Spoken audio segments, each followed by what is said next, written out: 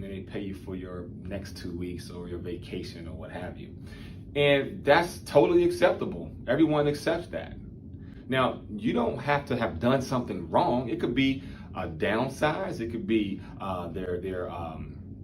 they're shifting your work to another area of the United States or whatever. It doesn't have to be that you got fired because you were negligent and did something wrong, right?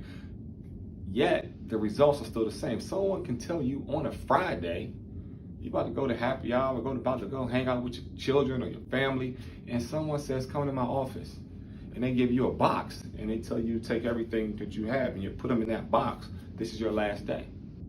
And no one frowns upon that. And it's been like this for years, forever. If you're going into a new situation, go in that situation on your terms, right? But now, in that example I just gave you, that's 2-week notice. It's not hurting you to give a 2-week notice. So it's no sweat off your back. 2-week notice, and you give them you tell them you can start in 3 weeks, right? You know what I mean? So it works, right? Especially if you want to get that week off. That works.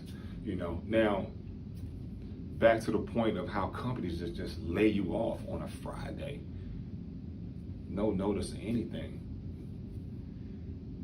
and no one even cares. No one talks about it. No one's held accountable for that. But if you do it, everybody looks at you like, no, how can you do that? You got to give us a 2-week notice. Let me tell you something. I'm calling bull crap on that, man. Because look, if you're in a position where you have a new opportunity, and unfortunately, they got to fly you for training because they do these training classes maybe once a month for incoming employees, right?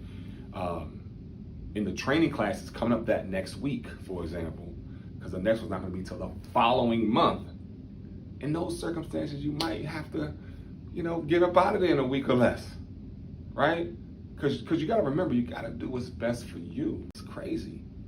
So I'll tell you, do what's best for you. In this example, yes, it's probably best you give them 1 week notice. Your current employer, either they're going to be happy for you or they're going to be pissed at you.